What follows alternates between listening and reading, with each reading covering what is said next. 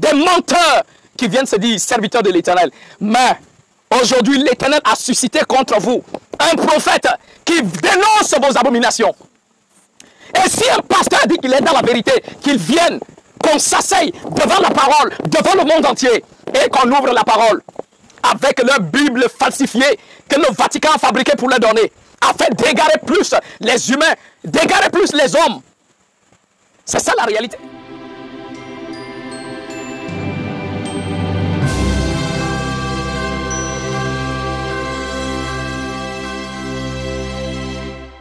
Shalom à tous, bien-aimés frères et sœurs, grâce et paix sur vous au nom du Mashiach notre Adon. Bienvenue au sacerdoce du Nazir, la voix sainte. Je suis le Kohen Hanazi Nezeria, fils d'Israël biologique de la tribu de Lévi.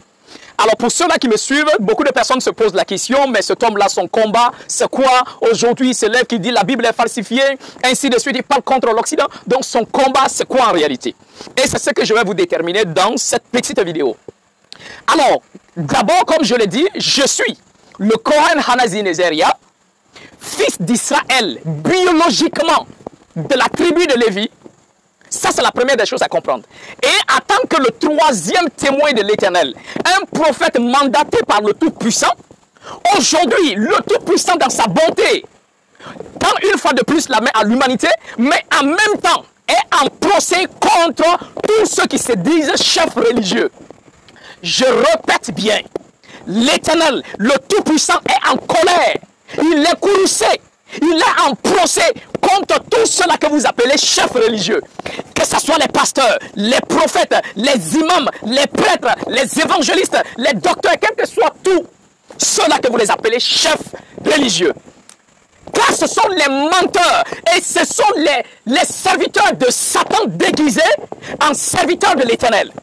Et mon combat, c'est pourquoi le Tout-Puissant m'a mandaté, est de prophétiser contre eux et d'annoncer la punition qui leur est réservée. S'ils ne se repentent pas, bien sûr. Et s'ils n'arrêtent pas de prêcher les abominations de Rome, du Vatican, s'ils n'arrêtent pas d'égarer le peuple de l'Éternel, ceux-là qui se disent, ouais, qui veulent chercher le Tout-Puissant. Alors, mes bien-aimés, moi, mon combat, c'est ça.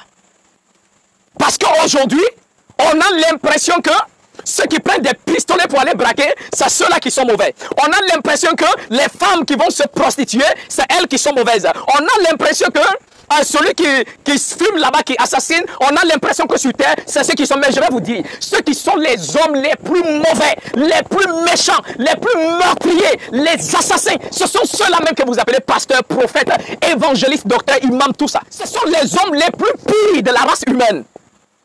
Vous comprenez la réalité? Car ceux-là qui se lèvent, ils défendent le mensonge de Satan. Et ils se lèvent contre la vérité de l'Éternel. Voilà pourquoi, ainsi parle l'Éternel. Malheur aux chefs religieux qui ont utilisé son don comme couverture afin de tromper les gens, afin d'égarer les habitants de la terre. Ils se disent, ils sont les guides du troupeau. Qui les a établis? Qui les a établis? Guides du troupeau de l'Éternel. Le Tout-Puissant Créateur, non. Ils ont pour Dieu leur propre vente.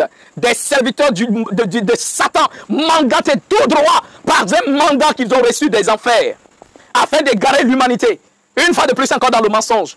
Et c'est ceux-là qu'on les prenne comme des saints. Oui, le pasteur est venu. Voilà, si on se met à genoux pour le saluer, on se met à genoux pour lui faire des révérences. On dit, voilà, voici le saint homme de l'Éternel, le prophète de l'Éternel. Un fils du diable. Un fils du diable. Un meurtrier, un assassin. Combien de pasteurs tuent aujourd'hui? Combien de pasteurs sacrifient les fidèles? Combien de prophètes escroquent le peuple de l'Éternel? Ils s'enrichissent sur le dos des croyants. Et encore plus, on peut dire oui, vous semez des biens spirituels et récoltez des biens matériels comme l'apôtre Paul le dit. Mais quel est le bien spirituel qu'il sème dans vos vies? Quel est le bien spirituel qu'il sème en vous? Si ce n'est que la sémence de Satan que ces pasteurs sèment en vous. Si ce n'est que la sémence du diable que ces prophètes, ces imams sèment en vous. Et ils se font appeler des ouvriers de l'Éternel, des ouvriers de l'enfer, des ouvriers du diable. Mais il est temps. L'heure est venue. Ce qu'ils aiment faire, c'est de se lever à aller porter plainte. C'est ce que j'ai toujours dit. Si vous avez l'habitude de le faire, ce sera votre terminus. Ça sera votre terminus.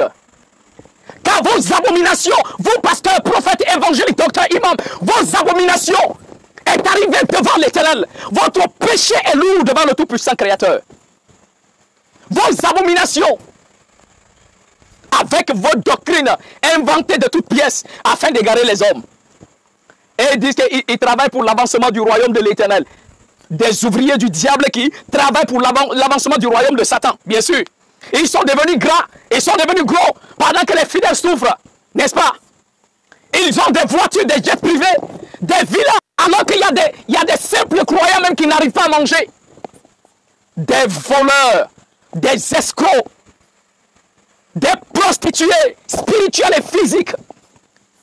Combien de ces personnes-là déviergent toutes les jeunes filles de leurs églises?